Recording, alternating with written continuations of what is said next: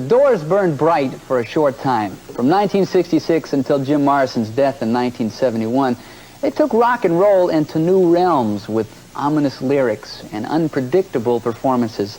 Morrison called himself an erotic politician and left behind a tragic story of self-destruction and a legacy of music more popular today than ever. Well, tonight we have a profile of the Doors from the 60s through the 70s and what that all means today. Now, the Doors gave us some film from their archives that hasn't been seen for years, and let me tell you, there's a version of the end here that is really going to blow you away.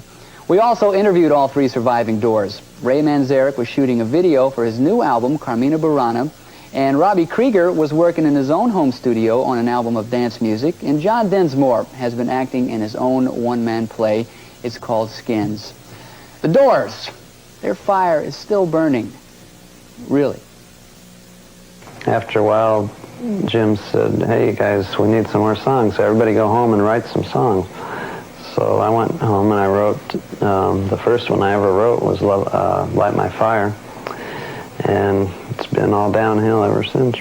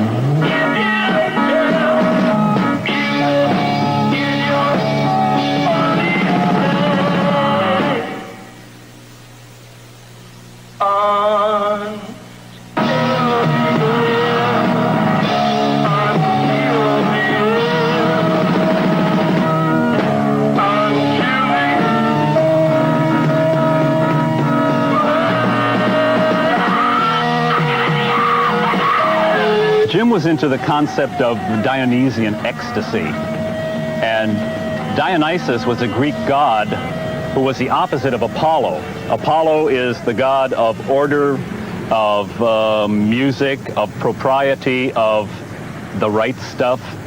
You know, all our missiles, all our rockets that go to the moon are all called Apollo. America is a very Apollonian country.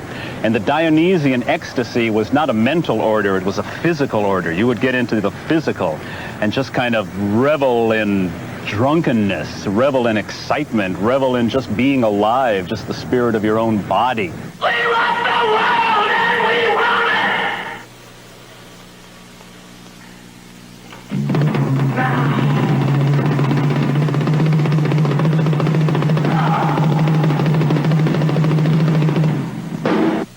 You guys from MTV, we're trying to make a video here.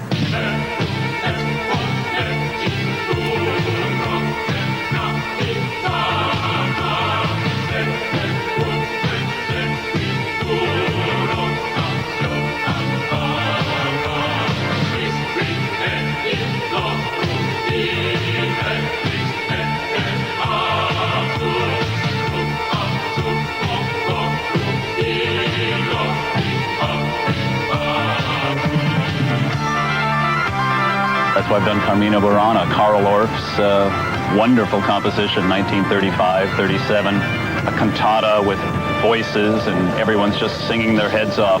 That's what these renegade monks were writing about. They were into Dionysian ecstasy too, getting out, leaving the monastery, getting out into the world and just embracing life, the joys of springtime, the joys of drinking in the tavern, the joys of sex, love in the court of love is one of the sections in Carmina Burana. Sense of power. It was a classical piece of music, but it also had that real throbbing, driving, that rock and roll thing, that Stravinsky-like power, the minor harmonies that were like Russian music, but also like Doors music.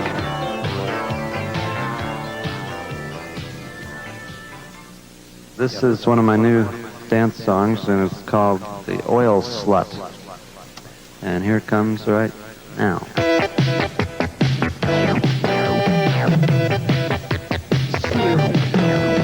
Well, over the past year or so, I've been into dance music, and I've been recording, and I got all this equipment here, which I'll show you in a minute. And I'm real into synthesizers and all the electronic stuff right now. Having a ball with that stuff in the studio. I'm about halfway into a new album right now. I'm getting to the point right now of trying to sell it to a record company. It's going to be called Robbie's Hobby.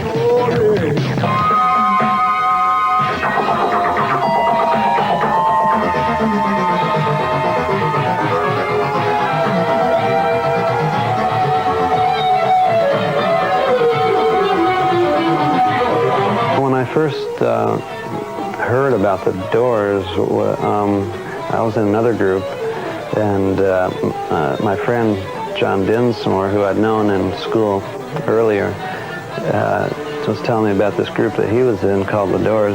They had this wild, crazy guy, Jim Morrison, who was going to be the lead singer, even though he couldn't sing at the time. But I knew he had the potential because he had just started singing maybe a month ago, and then he was already pretty good, even though he'd never really sang before. The Doors in concert it could be incredible and it could be horrible. It depends on which night you came. So one night we'd be, it usually depended on Jim's mood. If Jim was on that night, it could be the greatest thing you ever saw. It was like a religious experience, because you might, the audience was already in some kind of an altered state, hopefully, when they got there. And then Jim was like the shaman who would take them over the edge and lead them into another realm, I feel sorry for Seattle. Seattle's a great town, but we played 2 horrible gigs in Seattle.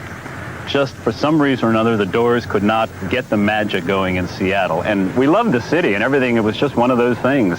In Seattle, when it didn't happen, we just didn't capture the magic. You have to give yourself up to it and kind of sink down into it. There's a conscious level at which you operate, and then there's a higher consciousness at which you're sort of in the stars and in the cosmos and everything. And then there's a lower level of consciousness, a kind of primal level, primeval level that Jim used to like to talk about. And I think that's what the Doors got into. We would leave the conscious mind and sink down into the unconscious and kind of just mill around in there and work around and twist ourselves around and let the snakes run around in our brains and feel that rhythm and that power that comes from all this part of the body, the lower part of the body.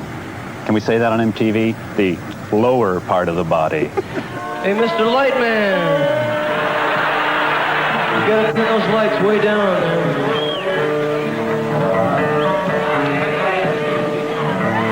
Miami really turned into a disaster for the Doors. At the time, nobody really thought it was such a big deal.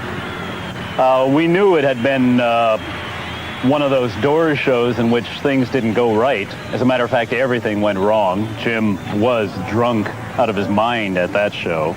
We played badly. The stage was rickety. The stage fell apart. It just collapsed halfway 2/3 of the way through the show, the stage just started to go, and the whole thing just tipped over to the side. John and Robbie bailed out. I got off the stage. Jim was thrown off the stage. And of course, Jim did that whole thing about, you know, I'm going to show it to you. But he never did it. You know, I don't think he ever did it. I never saw it. Jim didn't expose himself, and it was a real crazy concert where a policeman came up and took, Jim was wearing a hat, a skull and crossbone. This policeman came up and took it off, threw it in the audience. And Jim took the cop's hat off and threw that in the audience. And at the end of the gig, our manager paid the cop for his hat, and we were all laughing about it. And then we left. And 4 days later, warrants are issued. So it was political. Miami was the first gig on the 20-city tour, and after the incident happened and the press got a hold of it and all the trouble and the fact that Jim was in fact arrested, every city canceled out. We lost the entire tour. Jim would do all kinds of weird things on stage, but as far as I could tell, he never whipped it out, nor did he ever simulate oral copulation on the guitar player, which was me. It's 50% physical. Like, the records are only like half of it, really. There's a whole other element to It theater. strikes me as a tremendous mystique about what you're involved in here. It's much more than anything on the surface. Hey, these guys... Pastor Fred L. Steigmeyer, Minister at Large for the Evangelical and Reformed Church. Minister at Large? Minister at large. Well, just don't report me to my bishop.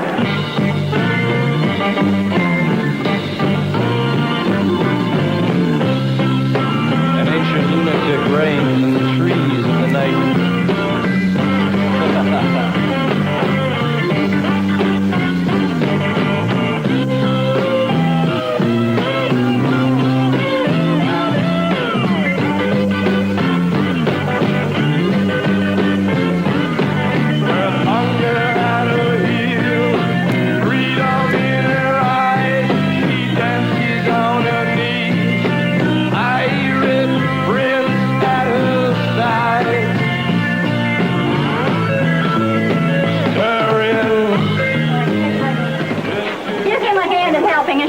Stay where you are.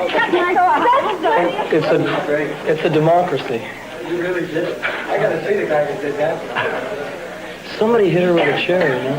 I guess there's no way to determine who did it. No, It's really funny. yeah. It's already coagulating. I think you're going to be okay.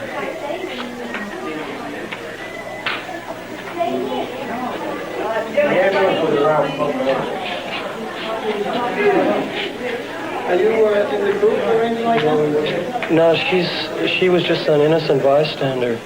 And someone, became a victim. Someone whacked her with a chair. Oh, I whacked with a chair. I don't know. Are you sure it was a chair? I don't know what it was.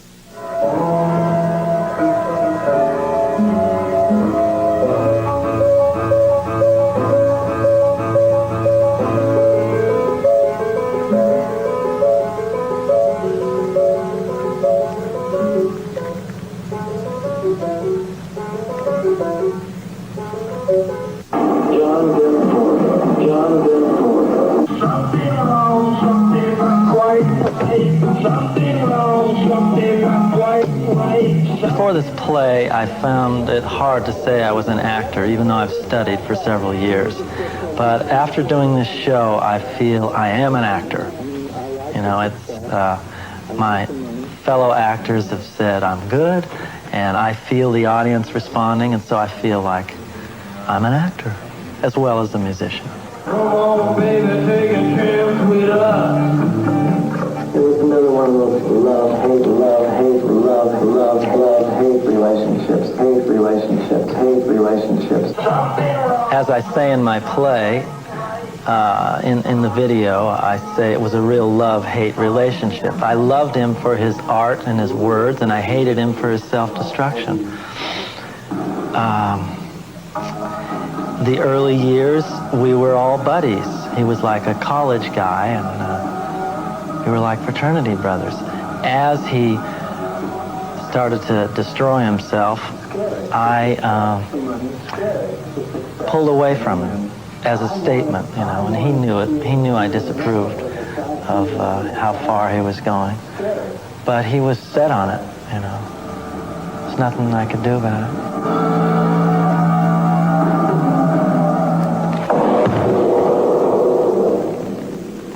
Like, I don't know, man.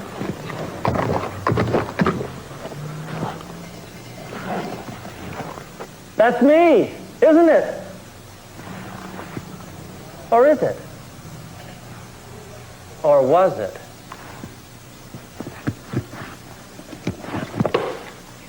Or is this me?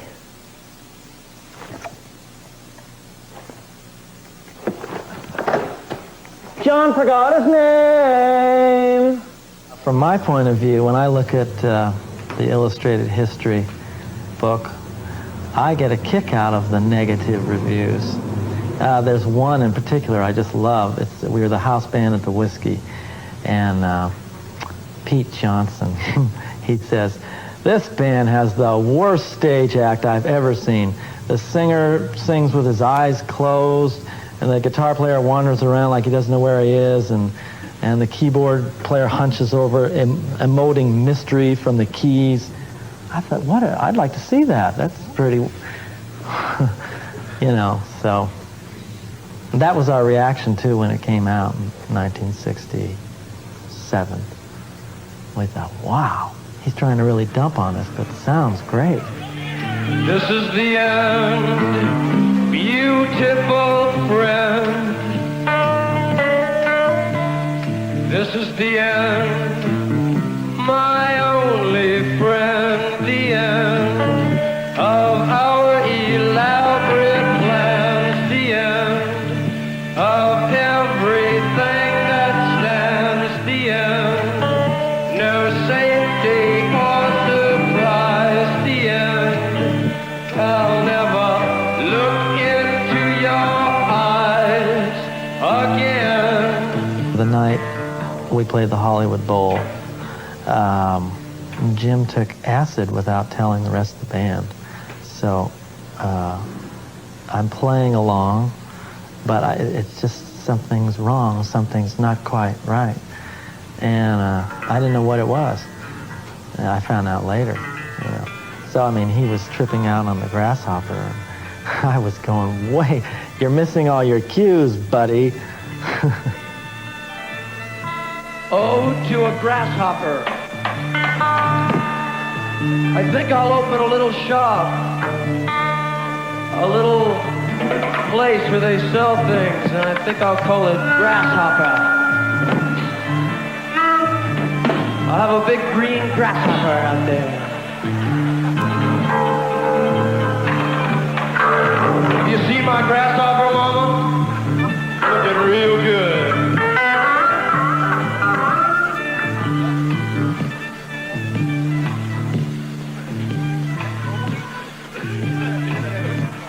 Uh-oh, I blew it at some moth.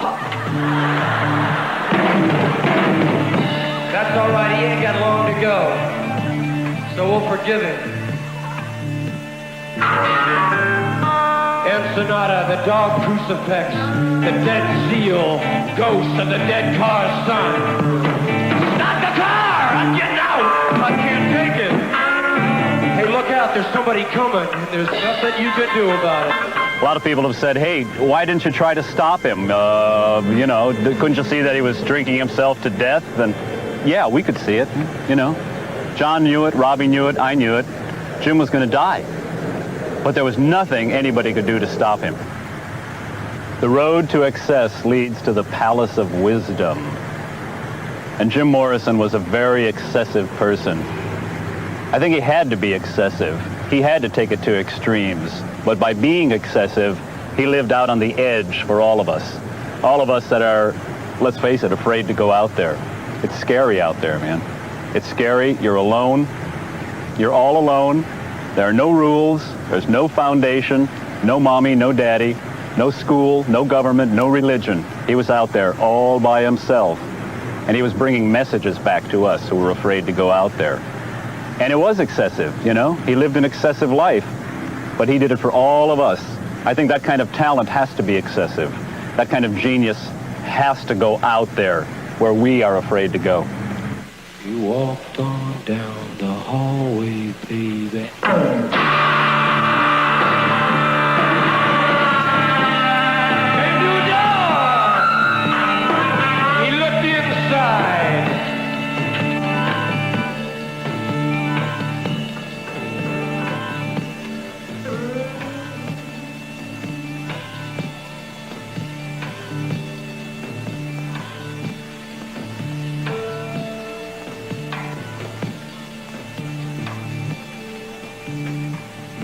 Father, yes, son, I want to kill you.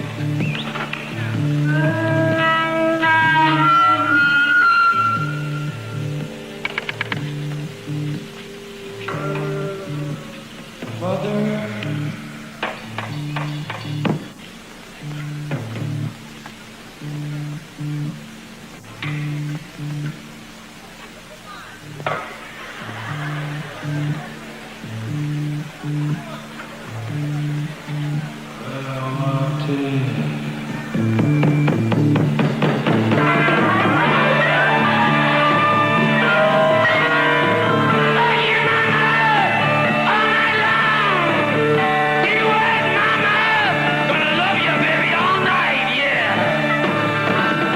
I get for most of it is kind of a heavy, kind of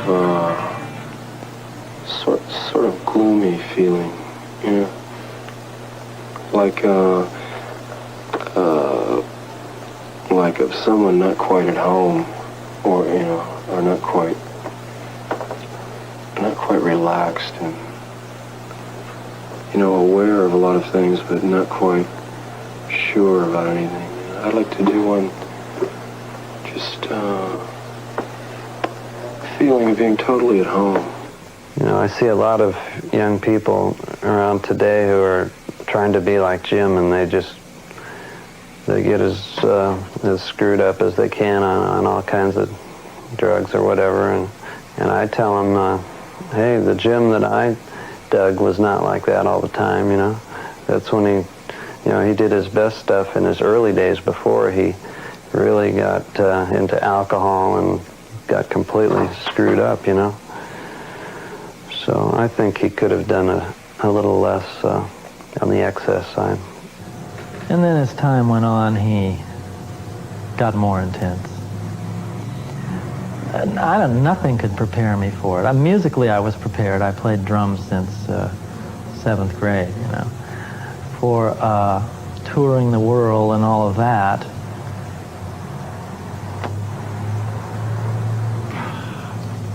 what can I say?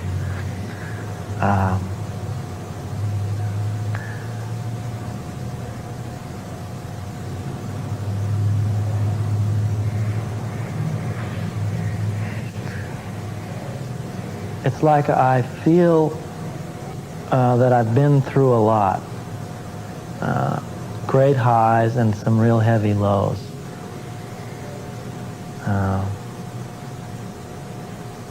And I wouldn't change it.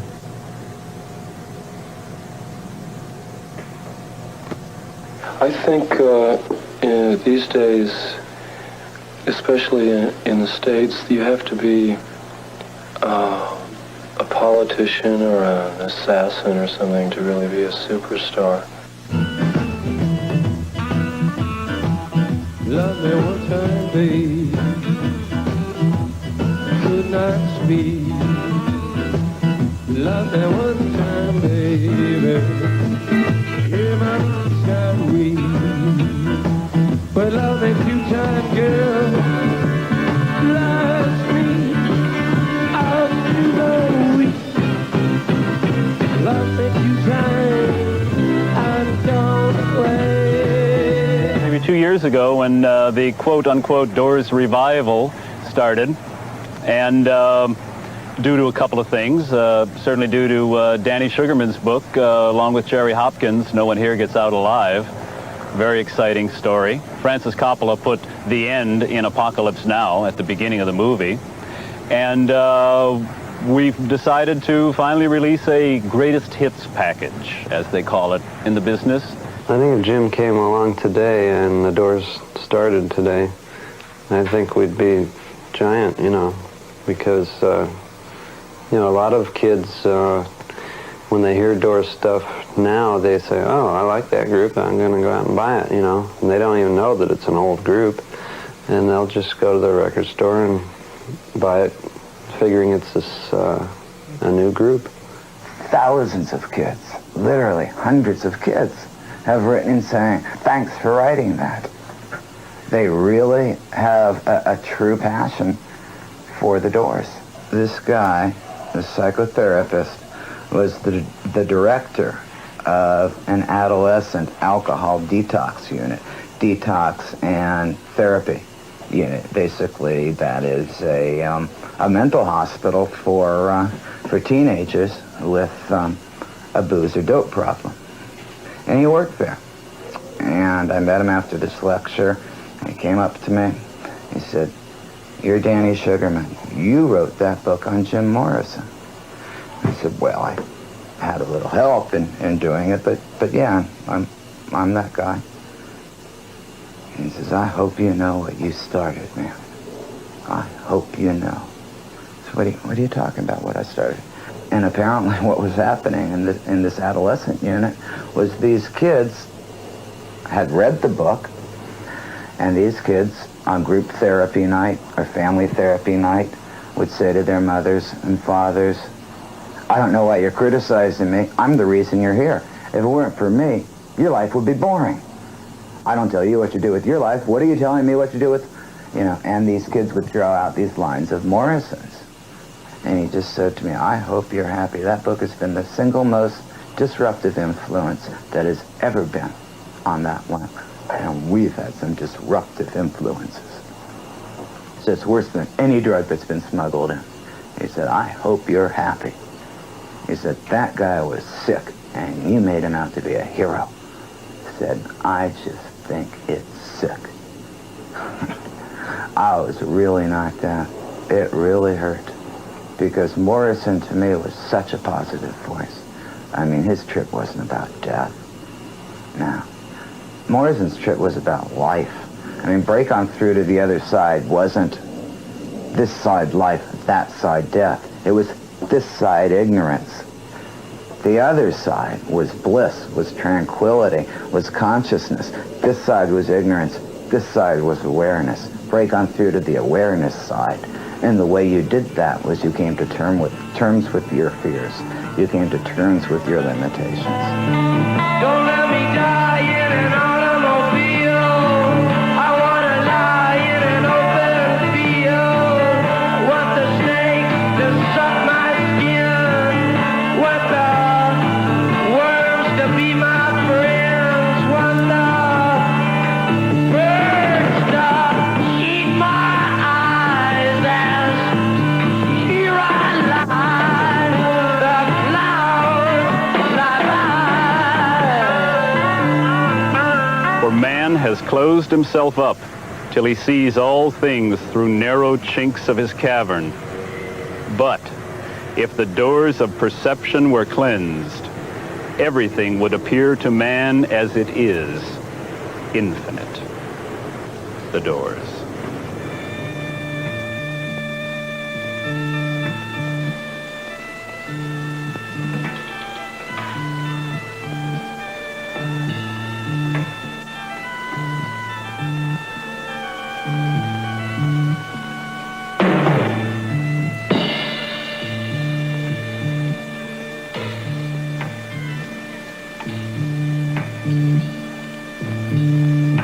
This is the end.